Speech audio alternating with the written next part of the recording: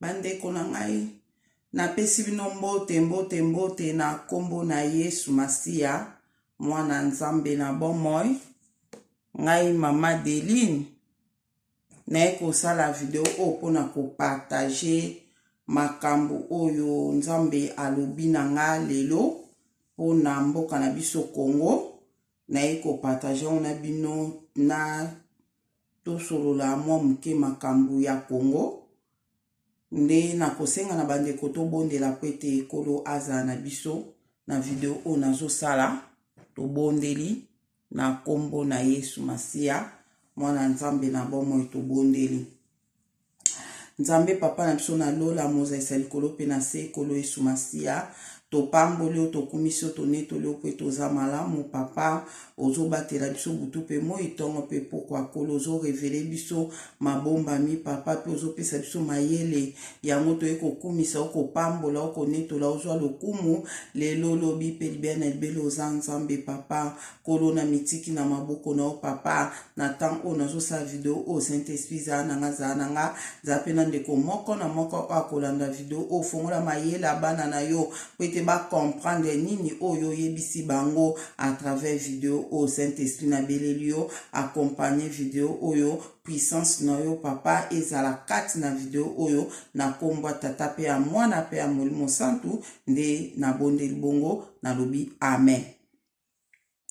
Bandeko na ngai napesi bino mbote bandeko nyonso o bolandanga na ba o nyonso bolandanga na vidéo oyo na pesi bino mbote. Nzambe azana moko na video oyo tozo sala.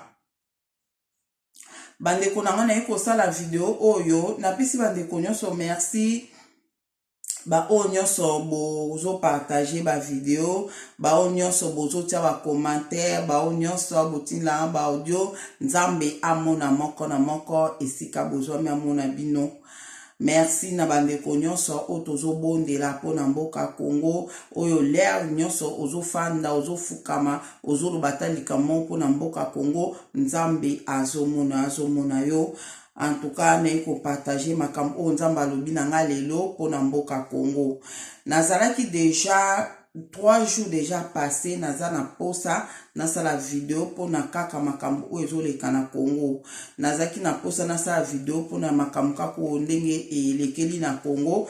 Le 23 je crois le 23 na partageaki le 23 mai na partageaki video moko na partageaki video na lobaki makambo Nzambe lobaki na nga pona Congo na partageaki on le 23 yango na siko nazaki na posa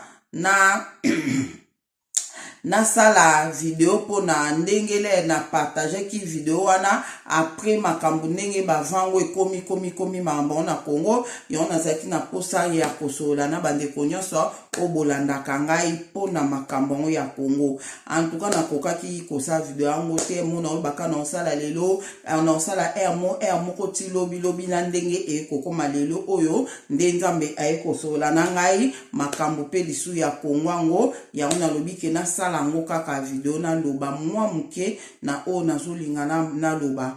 Bandeko na ngai biso moto yebi en tant que ba congolais o tozali to yebi situation ni o tozo passer na ngona Congo na temps oyo makambo nini ozo leka na Congo. En tout cas mutu moko te abosani makambo o abosani yango te.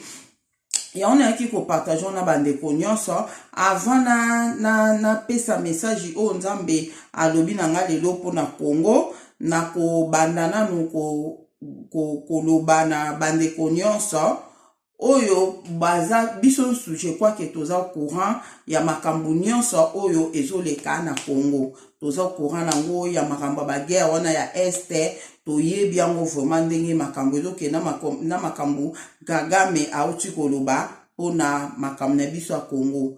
Yango na pona kokende na koloba oyo mwandambo Nzambe alobi na nga lelo na alobai na makambo ebe pona Congo mais na tikali nango yango eza pe motuya na ko partager yango na bandeko nyonso. Avant na partager yango na ko isa bandeko nyonso le 20 mai nzambe alobaki na ngai nayebisaki bino makambo nzambe alobaki na nga nzambe alobaki na nga ke monguna satana aza na posa makila ya bakongolais etanga ebele alobaki aza na posa makila bakongolais etanga ebele nayebisaki bino bokompranaki yango alobaki ke aza na posa makila bakongolais etanga ebele asengaki biso tobondela nzambe asengaki biso tobondela po makila bakongolais etanga te asengaki biso tobondela nde alobaki soki tobondeli te ekokoma tina donc makambo wana ekokoma tina na Kinshasa makila bakongolais kotanga ekoma tina Kinshasa epe kokende tina Congo central oyo eza bakongo donc tobondela wana nzambe alobaki na makambo wana le 20 ke tobondela po monguna satana aza na posa atangisa makila pepe congolais ekoya tina Kinshasa pe ekokende tina na Congo central eza bakongo bandeko nyonso nalobaki yango na video wana nalobaki ke vraiment lokola ndenge alobelaki nde nanga na comprendre que on dirait bitumba moko ekowuta ekobanda quelque part na province moko quelque part nde ekokoma tina Kinshasa et puis ekesusu ti bakongo donc yango wana oyo na lobaki na video wana le 20 bandeko nanga tokomi le 22 tokomi les 20 nzambe ayebisaki nga nasaki video le 22 je crois na partage ki on le 23 tokomi déjà ka ba le 24 mbamona bandi kozwa bavosi bato bakomi kotindela nga bavosi toyoka po tomona bato mosule tokanisa ke bamakambo oyo eza maseki te toyoka baaudio mwa kelke baaudio oyo nga nayokaki totia yango toyoka makambo nini oyo nga nayokaki na baaudio wana totia yango toyoka yango po tomona ke makambo oyo eza vraiment sérieux toyoka nayebi te soki esala nde nini bon natiaka boye je crois que boyoka mo toyoka. Bonjour Papa Thierry, c'est les enfants orphelins de Massissi, ici au Nord Kivu. Vraiment, je fais cet audio pour vous dire concernant la situation sécuritaire. Vraiment, ce matin, nous sommes le 25 mai. Vraiment, la situation sécuritaire n'est pas bonne ici. Vraiment, c'est très chaud ici. Dans quelques kilomètres de la ville de Goma, il y a des bombardements, nous sommes attaqués, il y a des bombardements de partout. Et il y a les rebelles rwandais qui nous ont attaqués, ils se battent avec la force, les FARDC, l'armée congolaise. Vraiment, c'est très chaud ici. Je ne sais pas quoi faire avec les enfants, si nous allons prendre fuite vers où. Vraiment, c'est très chaud ici, vraiment, Papa Thierry. Je vous informe ça informe aussi tous les membres de l'association Les Enfants d'Iker. Vraiment, ici, les enfants de Massissi, nous sommes très menacés. Je ne sais pas quoi faire avec les enfants. C'est très chaud. Nous sommes menacés avec le bombardement des rebelles. Nous avons peur que les pays se répètent vers chez nous, vraiment parce qu'ils avancent vers chez nous. Et je ne sais pas quoi faire, vraiment, Papa Thierry. Il y a des bombardements, c'est la guerre qui se répète. Vous savez aussi la situation de sécurité d'ici au nord Kivu, ici à l'est, vraiment c'est très chaud. Nous vivons l'enfer. Je ne sais pas quoi faire, vraiment, Papa Thierry. Veuillez me dire quoi faire, Papa. En plus, Papa Thierry, on n'a rien dans notre stock qui est vraiment vide. Les enfants n'ont rien à manger. Vraiment, c'est très chaud vraiment pour nous. Je voudrais aller à Goma pour chercher quelque chose pour que les enfants puissent trouver quelque chose à manger vraiment. Mais j'ai peur vraiment. Si la situation n'est pas bonne, la route n'est pas bonne, vraiment c'est chaud, Papa Thierry. Vraiment, vraiment. C'est très chaud, vraiment. Les enfants n'ont rien. Je ne sais pas quoi faire. Je suis dépassé, quoi. Je ne sais pas quoi faire. Hein? Notre stock est vraiment vide, Papa Thierry. Bonjour, c'est Papa Thierry ou Frère Thierry. Parfois, quand on voit nos enfants, on se dit Dieu merci. Mais ce qui se passe maintenant, actuellement, que je vis à vidéo, on appelle vidéo, ça m'a attristé, ça m'a flippé, ça m'a dessus, ça m'a découragé. De voir les enfants pleurer, où tu entends le bruit de la guerre à quelques mètres de vos enfants orphelinat Bethesda, de Massissi. Je suis juste sa voix. Et maintenant qu'ils n'ont rien à manger même, je ne sais pas comment faire, quoi faire. Parfois, quand vous avez vos enfants, essayez vraiment de profiter, donner du temps à vos enfants. Ce que je vois, ce que je vis aujourd'hui, ce que j'ai entendu, non. Non. Je ne sais pas, moi non plus, quoi faire. Vous pouvez aussi avoir des idées, donner des idées. Donc, awa, tokomaki le 25.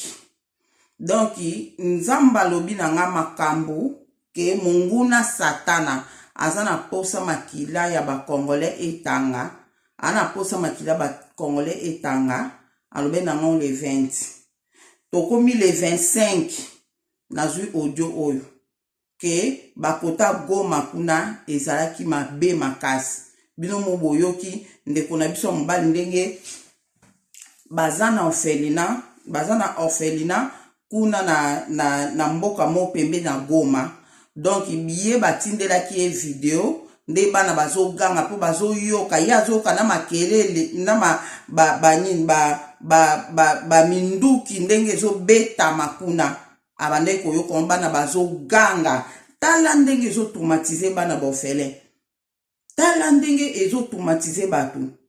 Donc toyokaki yango le 25. Bato ebele batindelenga baodio mama Deline, en tout cas tala makambo toloba na biso to bondela, tala makambo kuna bandeko na nga to bondelaki.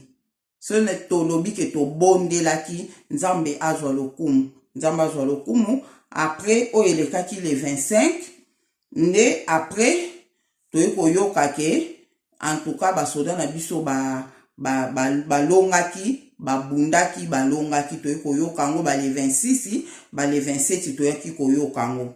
Après toyeko koma, en tout cas biso to continuer ka ko bondela. En tout cas loko ngo esaki nga na sala video na motiver su bandeko ke to continuer ko bondela pa nzambe o hasard ezalaka te. Le 20 nzamba lobi ke monguna satana zana posa makila bato etanga na lekaki ba le 23 bandeko na nzambe na likola otanga le 21 le na pesi message wana te nazo tambola na nzia le 21 naza lokwa naza na ngambu nazo mwa lokwa na ngambu mbona na bonoka mutema na nga likolo na milobi problème ni naza mutema likolo ko ngana bien makamzamba esenga lobi fale na lobango pa bana nzambe to bondela pona Kongo po mabe ezoya.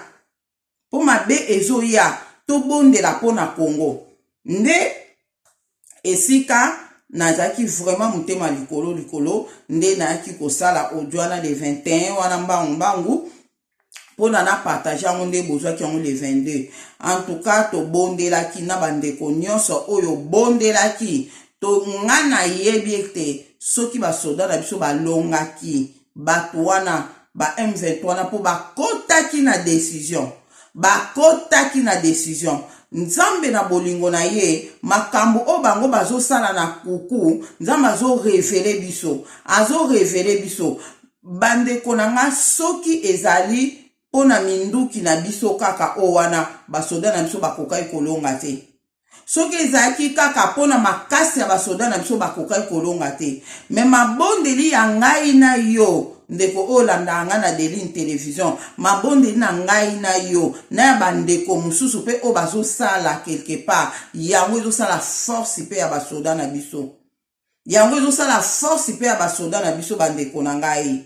Donc nzambe aza na posa tobondela mpo na Congo. Mabe ezoya, mabe ezoya, biso tozala na mabondeli, tobondelaka baoyo bazosimba minduki bazobunda, makasi na bango eza na mabondeli na biso.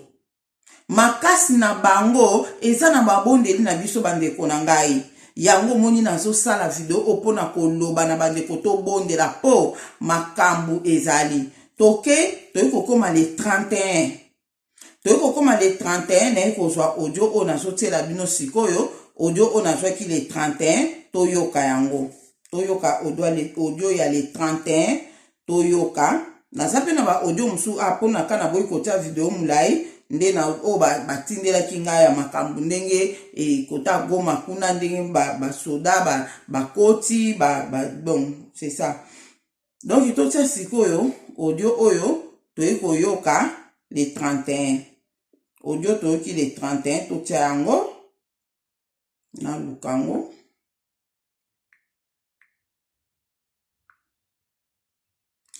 Audio ya le 31 yango oyo. Yangoyo, audio ya le 31 yangoyo. Donc na otela bino yangoyo. Donc tozo mona Kanambe te Kagame yeyo na ete so bomona na tela bino ka audio mutazo traduire. Muta traduit discours ya Kagame, discours na ya salaki yango toyoka. Oui, alors honorable, ok, j'ai pu comprendre le message, je l'ai traduit en français. Voilà, Kagame dit ceci. Désormais, il ne croit plus à aucune négociation. Toutes les négociations entamées ou effectuées dans les temps n'ont abouti à rien. Il est décidé et déterminé de maintenant se battre. Il dit ils sont prêts maintenant à se battre, résoudre les problèmes du Congo par la guerre.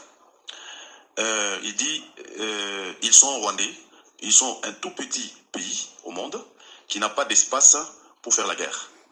Alors, comme ils sont petits pays, ils ne peuvent pas faire la guerre chez eux, comme ils n'ont pas d'espace, ils vont déporter la guerre. Ça veut dire ils vont se battre en dehors de leur territoire.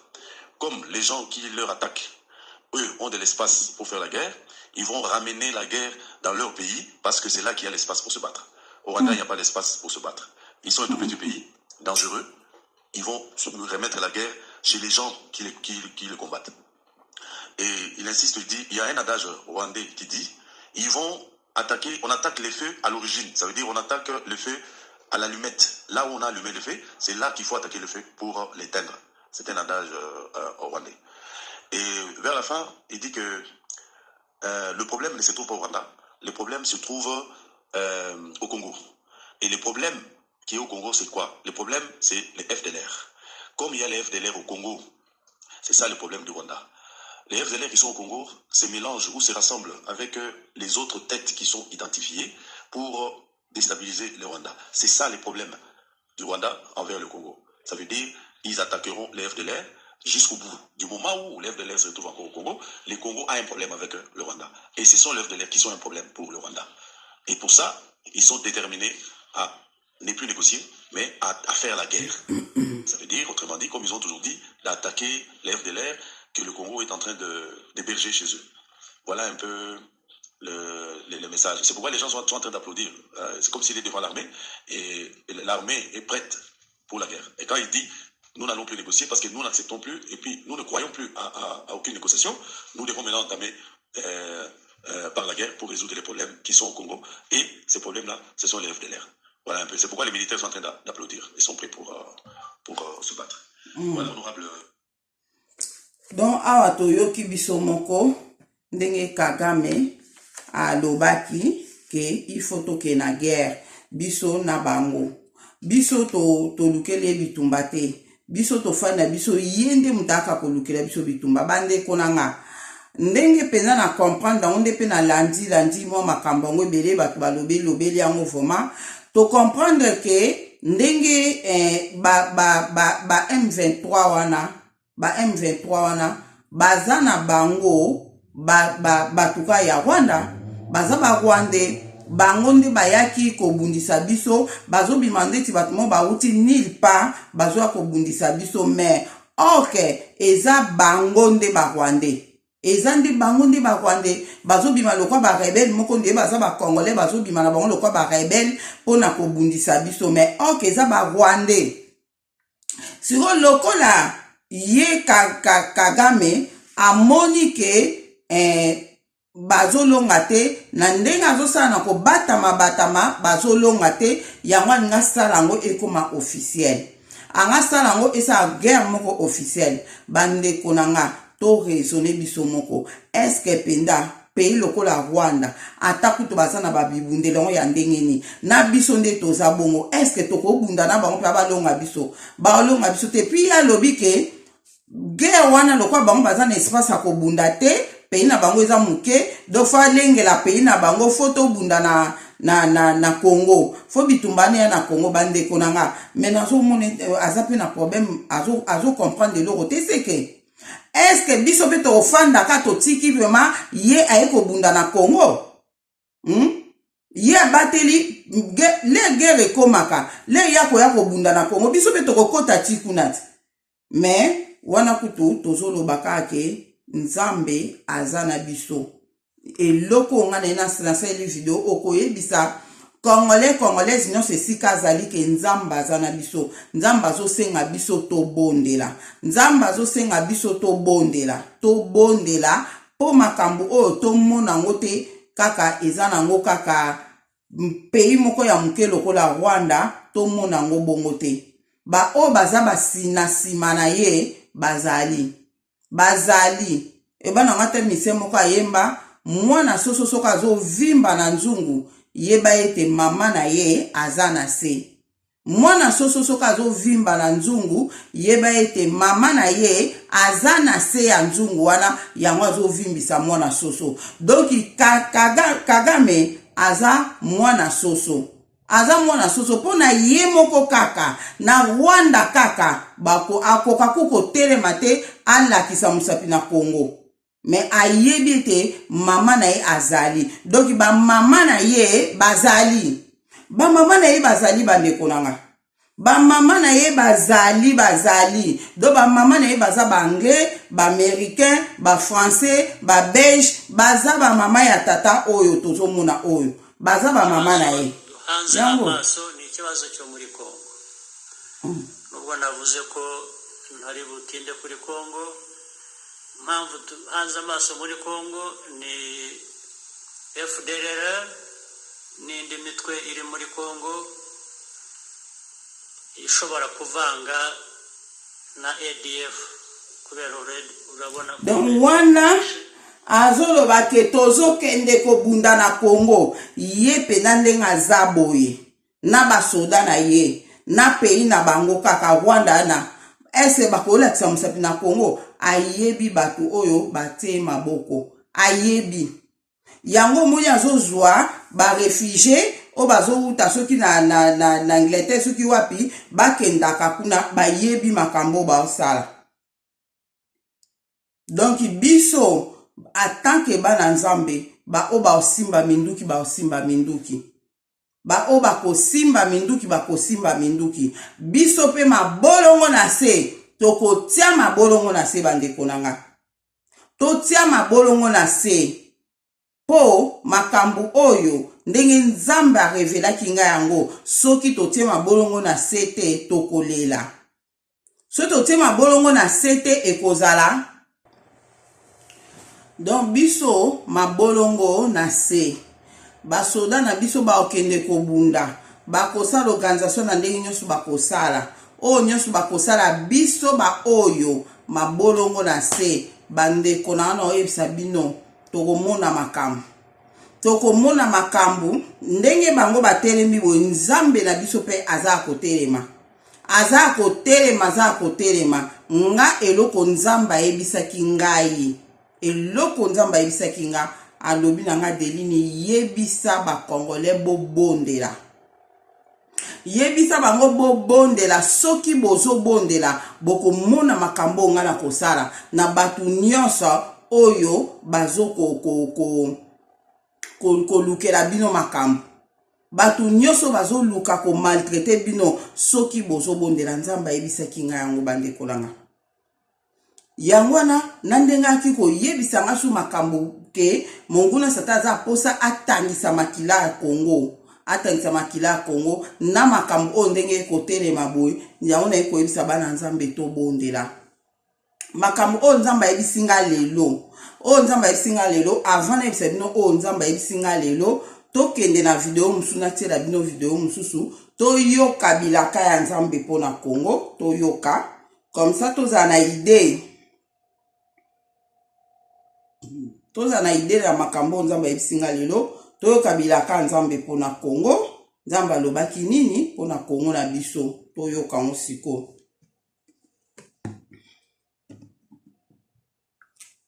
et par des visions. Et je vais vous lire une prophétie qui a été faite ici à Kinshasa en 1995. Ça remonte. En 1995 au Palais du Peuple, il y a un homme de Dieu qui a dit ceci. Écoutez ça. Dans 2 ans, ce pays, le Zaïre, sera libéré. L'Okapi, l'antilope spécifique à ce pays qui symbolise la restauration, partira de l'est du Zaïre vers l'ouest. Le peuple zaïrois sera très content. Mais cette effervescence et joie seront certes de très courte durée, parce que celui qui prendra le pouvoir en remplaçant le maréchal Mobutu sera tué. Après sa mort, une crise profonde s'installera dans tout ce pays, au point où la population sera dans l'opprobre et la souffrance à un niveau très élevé. Les Congolais seront dirigés par des leaders cruels qui leur rendront la vie difficile. Mais passé cette étape, moi, le Dieu de l'univers, je restaurerai ce pays par rapport à mon plan. Amen. Lorsque j'aurai délivré et restauré cette nation, je la rendrai tellement attrayante au point d'attirer vers elle des multitudes de gens venus du monde entier qui voudront s'y installer. Les investisseurs se bousculeront au portillon du pays juste pour avoir le droit d'y faire des affaires et s'y installer. Ceux qui auront fui ce pays le regretteront et par après, ils retourneront pour s'y établir. Amen. Les gens se bousculeront à la porte d'entrée de ce pays car il deviendra un pays des merveilles. Amen. Qui croit ici qu'on est en route, qui croit qu'on est en route pour voir le Congo devenir le pays des merveilles. Si tu le crois, fais du bruit avec moi, dis quelque chose, manifeste-toi.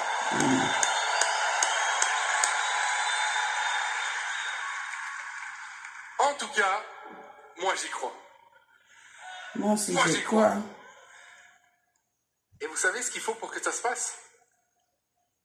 Il faut d'abord que les gens reçoivent une vision. Amen. Il faut recevoir une vision. Et la bonne nouvelle, on vient de lire le verset Joël 2, 28.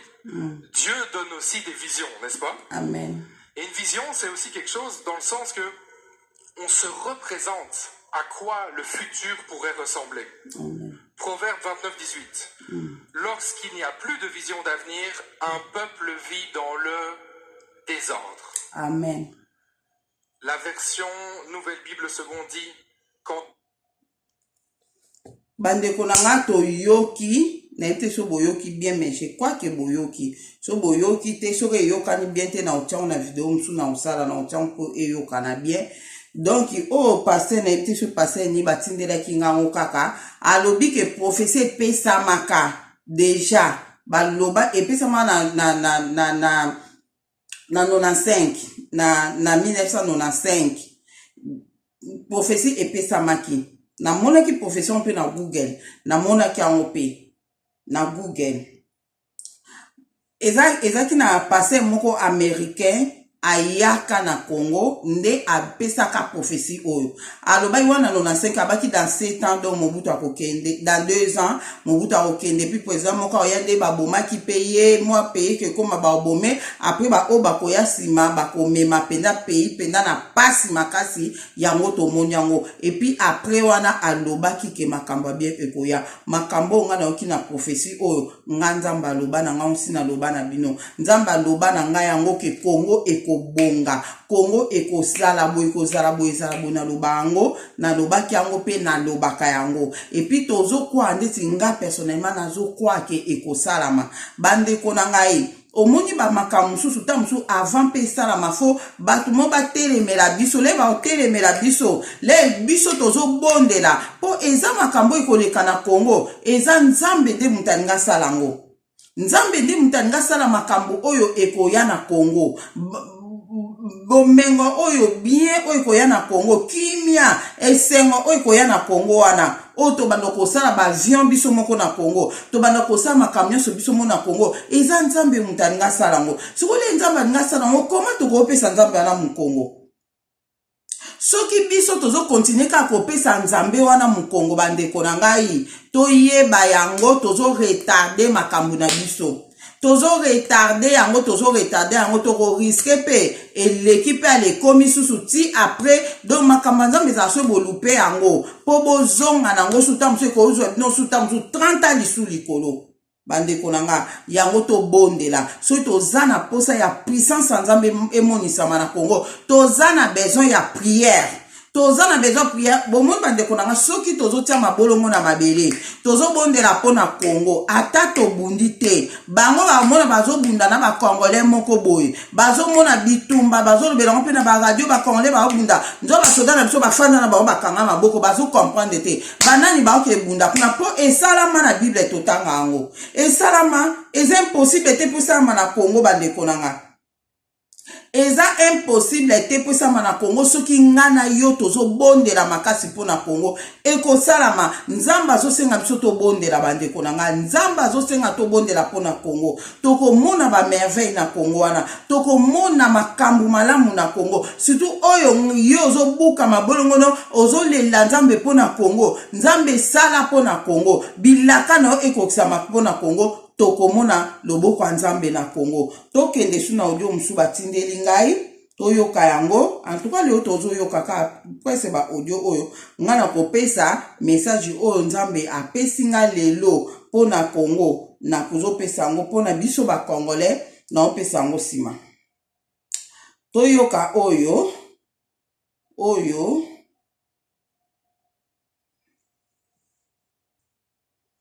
toyoka message o batindeli nga yango pe na ebite soki euti wapi me eza frère ya la na yoki kombo ya prophète yango comme prophète Josué na ebite soki Josué o wa me biso o eza important que message eza pona ba congolais yango le na yoka ki on abaki te nzamba zoloba fona partager yango nzamba otoloba nanga avant na tela bino audio o na tia audio oyo poto sukisa na biso na video eke mulaite ona tia audio oyo ngama nzamba lobi na nga lelo nzamba lobi na nga boizaki na prière ya le nini le na bondela ki je crois na ba 3 heures le na bondela ki na ba 3 heures lelo nde na salika ndeti na lala boye nzamba zola nzamba ala musinga ndala musinga bandiko loba na nga bandiko sola na nga mais tellement nazaki na pongi makasi nzambe azosola na nga mais eloko kaka oyo nga na kangi alobe na makambo ebele pona Congo bandeko na nga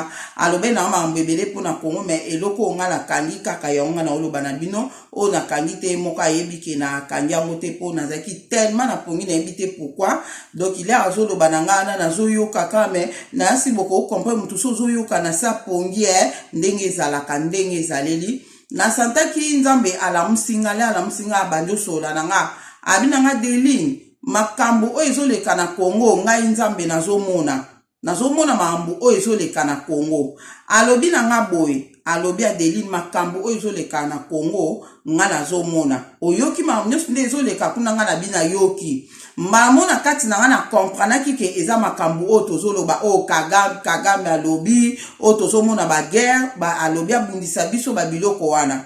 Donc yango wana oyo nyonso wana na ndenge donc o ka tozoyoka yoka.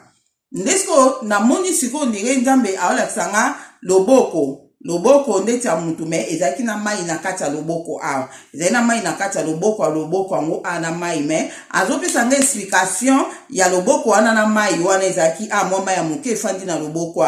Explication nango ezaki ondire ya makamba Kongo. Me na nde ko comprendre on pe nazo pongi pe na nazo yoka me ngana mande ko mona magena na pongi ke nazo yoka na ko kanga ngo nini me en tout cas le na eko la mukapenda bien na moni ke na lamuki na oyo kako na ina ibisabino Nzambe alobi na nga boy alobi na nga Deline yebisa ba Congolais nyonso yebisa ba Congolais nyonso do yona ibisabino ba Congolaises nyonso Nzambe alobi na nga na ibisabino boy alobi na makambu nyonso oyo ezoya na Congo mutu te alobake biso tokolonga na biso te abina lingi langage wana na monoko na bino te. Nzambe ebisinga le ba Congolais bolobaka ke pays o kutu Congo ekobonga nango te alobi nga na yokaka bato baloba bongo. Nzambe message Nzambe apesinga lelo toza lelo toa le 8. Lelo toa le combien? Lelo toza le 8 juin. Message Nzambe apesinga lelo le 8 juin. Alobi na nga Deline yebisa bandeko na o ba Congolais leri batu balobaka mutu oyo alobaka ke Congo ekobonga te nga Nzambe na monaka mutu wana abina lingaka bato balobaka bongo te Congo kutu ekobonga nango te Congo paso ekosila te alobi na sepelaka na langage wana te Nzambe alobi bongo abina lingaka langage wana te o bato balobaka ke Congo ekobonga te pasa Congo ekosila nango te alobi yebisa bato batika koloba makambo bongo epe alobi na nga boye makambo nyonso oyo ezoya na Congo alingi koyoka te Congolais moko aloba na monoko ne biso kuto olonga la biso te Nzambe abi aboyam alobi biso ba Congolais futo la makasi abi futo lobaka tokolonga tolobaka pays na biso ekobonga alobi na nga bongo lelo bandeko na nga na oyebisa bino ayebisinga ngo lelo kutu le na lamuka na tongo emoko na saki ndeti kobungisa mba mo ina susu mkinga Nzambe alobi na nga makamba Kongo ndeni na sendeti kobeta ngo karabo likambu ni nde esika ekozongela nga oyo ezongeli nga yango wana bandeko na nga alobi na ngai tolobaka te na makambu nyonso oyo ekoya na Congo biso tolobaka te ke tokolonga na biso te na bitumbo okutu tokolonga na biso te Nzambe alobi tolobaka bongo te Nzambe alobi tolobaka bongo te do toza na langage moko ya positivité na monoko na biso alingi te tolobaka makambu moko ya négativité pona Congo na biso alingi na yete yango message onga na eko yebisa yo ndeko na nga mwasi ndeko na nga mbali oyo oza Congolais oza Congolaise Nzambe alingi te olobake Congo ekobonga nango te biso kutu na Congo pase ekosila nango te Nzambe alobi tolobaka ke pase ekosila bia Deline nga na kana kosala pona Congo na kosala yango Nzambe alobi na ngango lelo bandeko na nga Nzambe alobi na ngango lelo abi oyo ngai Nzambe na kana kosala pona mboka na bino Congo Adeline na kosala yango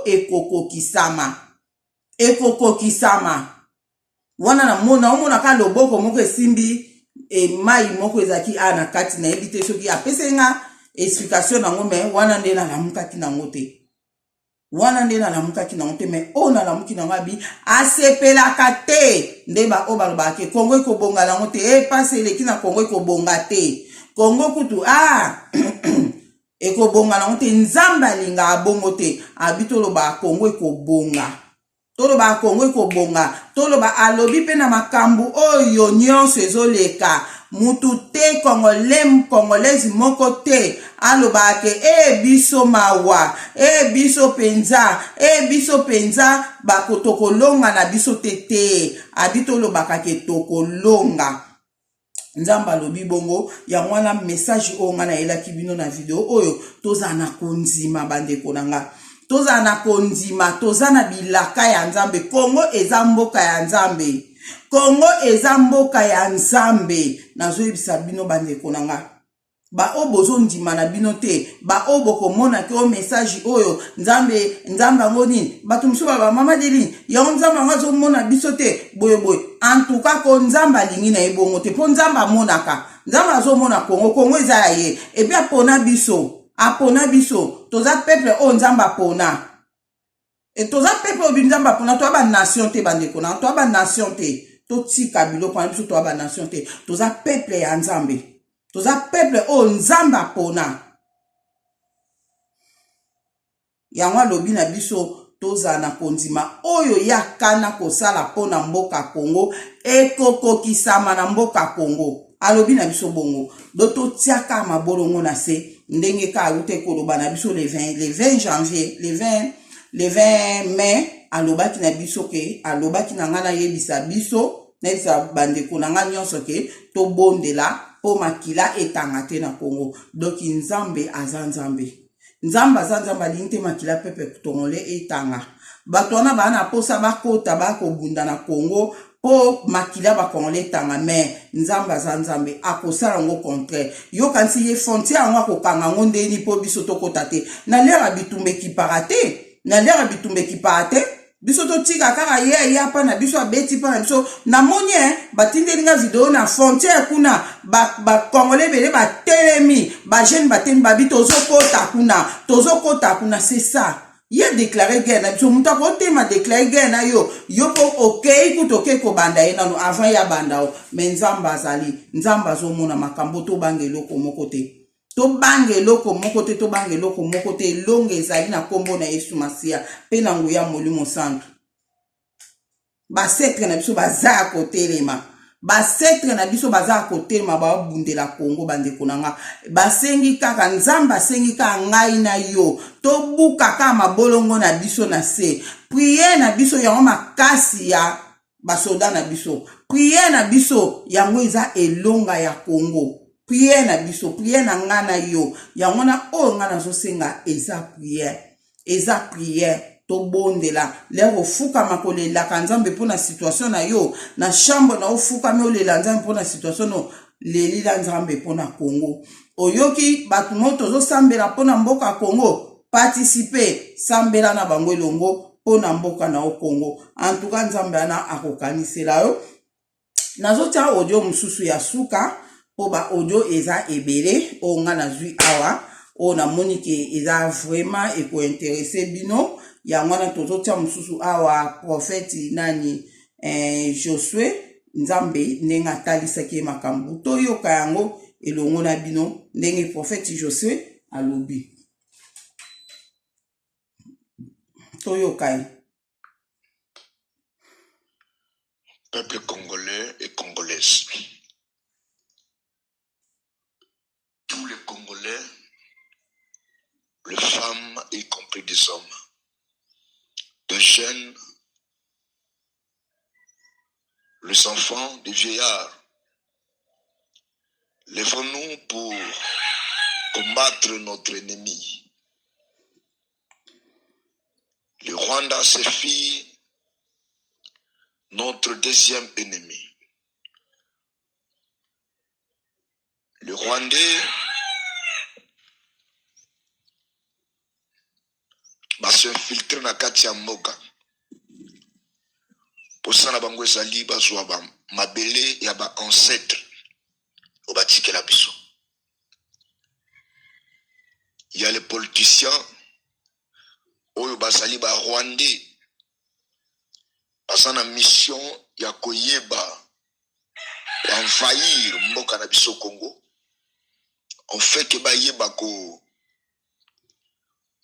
maltraiter peuple congolais tout comme ba esclaves. Mais pendant que nous ne sommes plus les esclaves, tout soit indépendance physique et spirituelle. Je vis une mission oyo ba Rwandais bazanango cette nuit par la rêve Le rêve, le Dieu que Kimbangu m'a donné, la moni guerre makasi, makila, kosopana ya bikolo pe ya bana mikie, na yoki makelele ya lokitwa menduki. Nzamba zo ebisanga na ebisa yo peuple congolais, kotika te héritage ya ancêtre na biso, ekende. Yango nazo senga na peuple congolais nyonso azali congolais. Partagez message ou. Et comment bisika nyonso ya entendi ya mabele tie pa ba konti na biso. Sambalo binanga na yebisa congolais nyonso. Soki to bundite ba ancêtre na biso ba kopesa biso mukongo. Parce que esprit ya ba ancêtre ça déjà à côté de ma pour ba défendre mboka na biso. Na moni ba soda bikose ba bibi ba zobunda na biso ensemble, na moni bilima ya zamba, na moni bilima ya mai, na moni bilima ya mupepe, na moni ba bilima ya ba grotte. Azalaki na ba lance na ba nzete. E banda ko bunga na minduki ba grenade. E ba ebisinga na ebisa congolais nyonso. Tango ekoki depuis 2001 autre bandaki déjà là 2002 l'an 2, 2003 et ça l'an 3. Souka makambo nyonso et komi pene. Peuple congolais au komi na point ya ko sepela, ya ko vivre indépendance spirituelle et physique au dépendre sous na ba blanté. Parce que to komi na tango o ba invention na biso elingi et soit place na monde. Il y a des sages que Dieu va élever. Il y a des forts que Dieu va élever. Cet message va passer à Bisayo. Congolais yo sambelaka.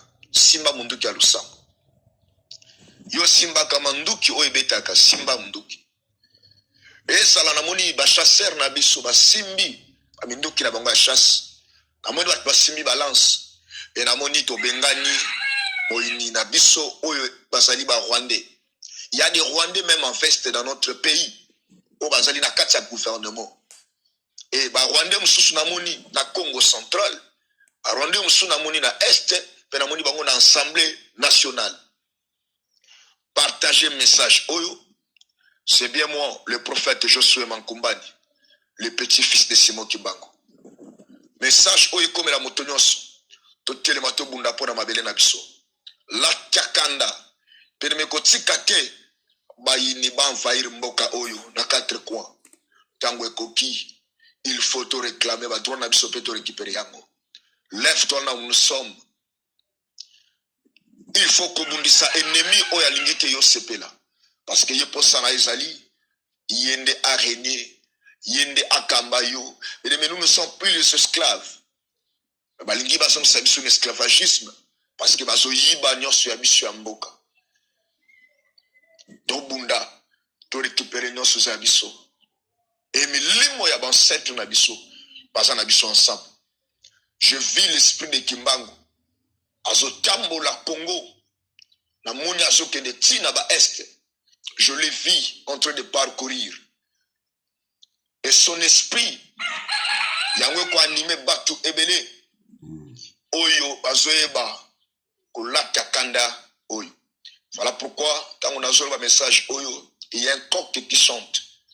Et ce message, quand je vais parler et partager, publier ce message, il y aura un coq qui va chanter pour dire que Congolais, réveille-toi, réveille-toi, réveille-toi, combattons l'ennemi. Oyo aye kolaksa manduki. Manduki aba Rwandais, minge kobeta te vers RDC.